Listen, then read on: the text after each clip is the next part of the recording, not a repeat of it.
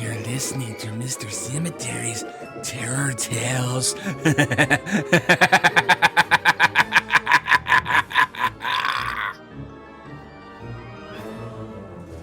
Welcome back, foolish mortals. Did you miss me? I'm back for another all-new season of my Terror Tales. Well, let's get this season 4 started, eh? Tonight's Terror Tale is about a man who murders his wife and hides her body parts in the freezer. And I call this one the deep freeze. Enjoy.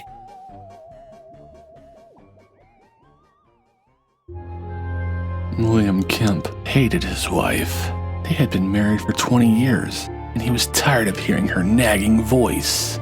He was sick of listening to her criticize and belittle him each and every day. He was fed up with the way she ordered him around, as if he was a slave. William intended to get rid of his wife once and for all.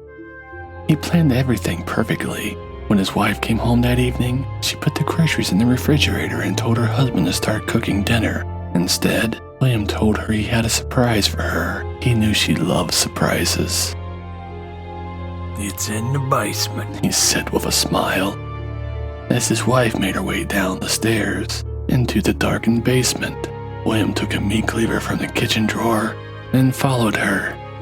Minutes later, he was wiping away the sweat from his brow. He never thought chopping up a woman's body would be such hard work. And there were 6 pieces in all: head, arms, legs, and the torso. He carefully wrapped up each piece in newspaper and tied it neatly with a piece of rope. And when he had finished, there were 6 tidy bundles sitting at his feet. William packed up and tossed them into the deep freeze. Then he shut the door and secured it with a padlock. After mopping up the basement floor, he went back upstairs to wash the meat cleaver in the kitchen sink. Leaning back in his armchair, William let out a sigh of relief. He was free. If anyone asked, he would tell them that his wife had run off with another man. No one would suspect that she was really in the basement freezer. He started drifting off to sleep. The house was peaceful and quiet, very quiet, except for the bumping sound. William sat straight up and listened. Something was flopping and thumping up the basement stairs. The noise was getting closer and closer. Suddenly, William woke up.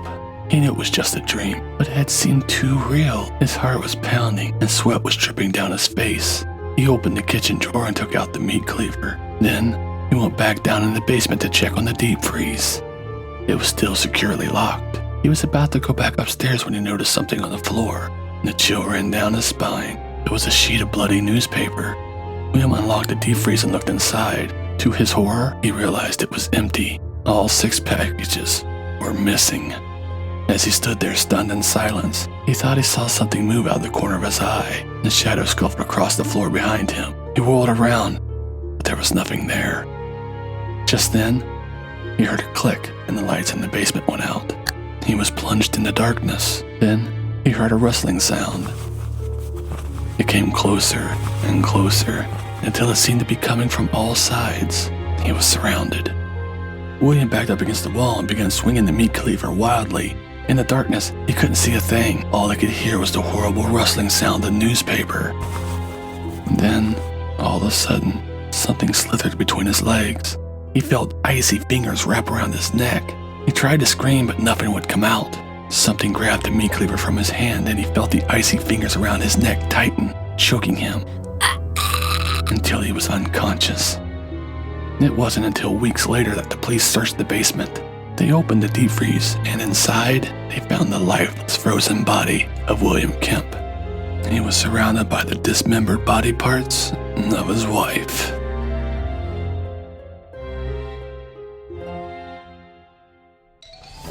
Well, that story was chilling, wasn't it? Join me on Patreon for exclusive Patreon episodes and bonus content you won't get anywhere else, and get access to new episodes 3 days early. All commercial free, of course. Click the link in the show notes of this episode to join today. What do you get when you cross a snowman with a vampire? Give up? Frostbite!